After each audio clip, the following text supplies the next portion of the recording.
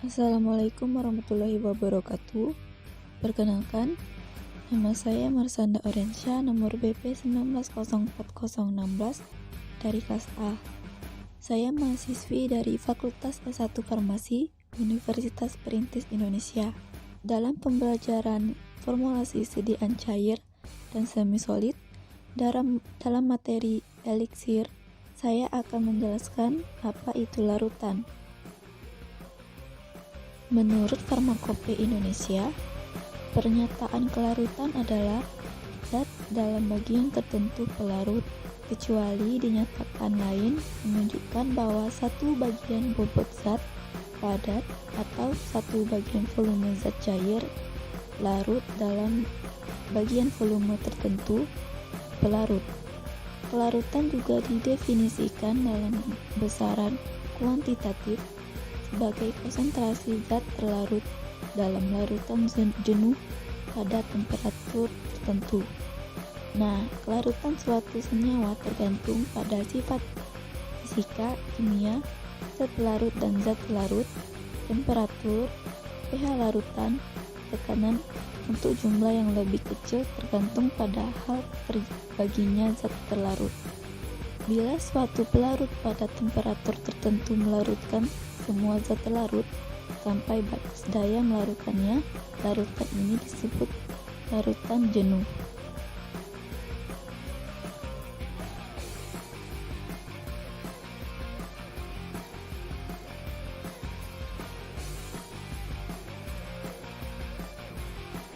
Eliksir adalah larutan hidroalkohol yang jernih dan manis, dimaksudkan untuk penggunaan vital dan biasanya diberi rasa untuk menambah kelezatan.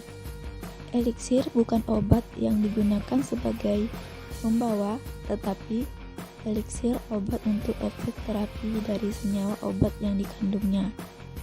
Dibandingkan dengan sirup, eliksir biasanya kurang manis dan kurang kental karena mengandung kadar gula yang lebih rendah dan akibatnya kurang efektif dibanding sirup dalam menutupi rasa senyawa obat.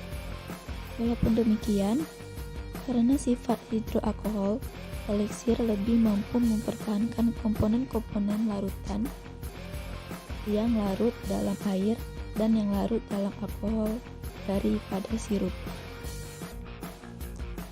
Adapun keuntungan sediaan eliksir diantaranya adalah A.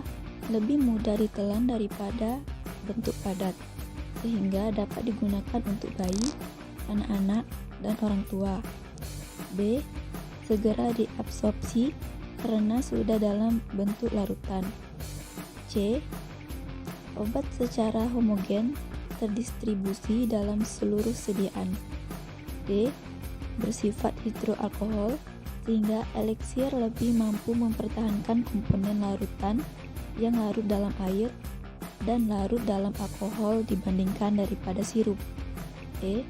Stabilitas yang khusus dan kemudahan dalam pembuatan atau lebih disukai daripada sirup. Adapun kekurangan sediaan eliksir diantaranya adalah A. Voluminus sehingga kurang menyenangkan untuk diangkut atau disimpan. B. Stabilitas dalam bentuk larutan lebih jelek dibandingkan bentuk tablet atau kapsul, terutama bila bahan mudah terhidrolisis. C. Larutan mudah ditumbuhi mikroorganisme. D. Ketepatan dosis tergantung pada kemampuan pasien menakar. E. Rasa obat yang kurang enak akan lebih terasa dalam bentuk larutan dibanding dalam bentuk tablet. Cara pembuatan eliksir secara umum yaitu 1. Campurkan pelarut campur. 2. Zat berkhasiat dilarutkan dengan sedikit pelarut campur. Aduk sampai terlarut. 3. Tambahkan bahan tambahan, kemudian tambahkan dengan sisa pelarut sampai volume yang diinginkan.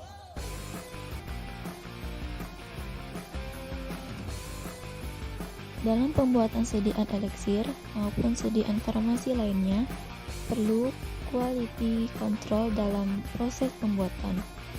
ada beberapa pengujian yang dilakukan untuk mengontrol kualitas suatu sediaan eliksir maupun sediaan lainnya, yaitu pertama, uji organoleptik. Uji organoleptik. Pengujian organoleptik adalah pengujian yang disarankan pada proses penginderaan. Bagian organ tubuh yang berperan dalam penginderaan adalah mata, telinga, indera pencicip, indera pembau, dan indera peraba atau sentuhan. Prinsipnya yaitu pemeriksaan bau, yaitu dicium aroma sediaan. Pemeriksaan rasa yaitu rasanya disesuaikan dengan rasa yang digunakan warna. Dan pemeriksaan warna yaitu dilihat dari kesesuaian warna. Dan kemampuan alat indera memberikan kesan atau tanggapan pada dapat dianalisis atau dibedakan berdasarkan jenis kesan. Luas daerah kesan adalah gambaran dari sebaran atau cakupan alat indera yang menerima rangsangan. Kemampuan memberikan kesan pada dapat dibedakan berdasarkan kemampuan alat indera memberikan reaksi atas rangsangan yang diterima. Kemampuan tersebut kemudian mendeteksi, mengenali, membedakan, membandingkan, dan kemampuan menyatakan suka atau tidak suka.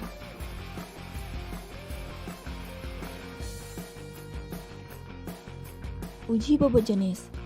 Prinsipnya yaitu bobot jenis merupakan perbandingan bobot jenis zat di udara pada suhu ditetapkan terhadap bobot jenis dengan volume dan suhu yang sama.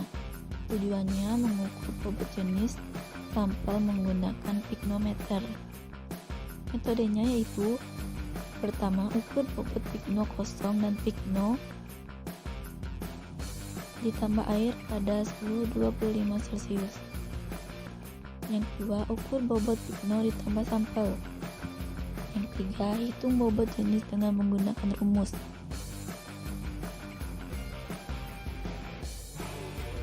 Uji kejernihan.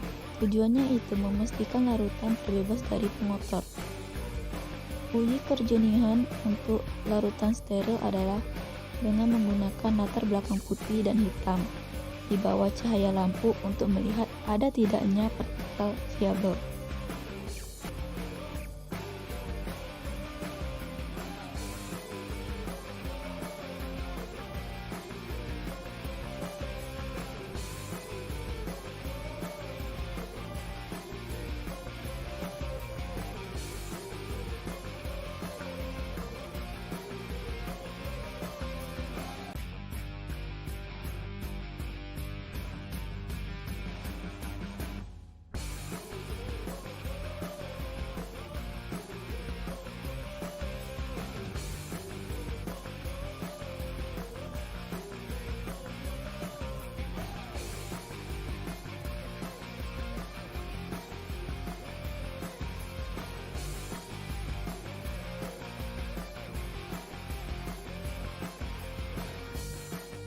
Baiklah, itulah yang dapat saya sampaikan. Jika ada kesalahan saya mohon maaf. Terima kasih. Wassalamualaikum warahmatullahi wabarakatuh. Dan jika ingin lebih memahami mengenai dunia farmasi, silakan bergabung dengan Fakultas Farmasi Universitas Perintis Indonesia. Sampai jumpa.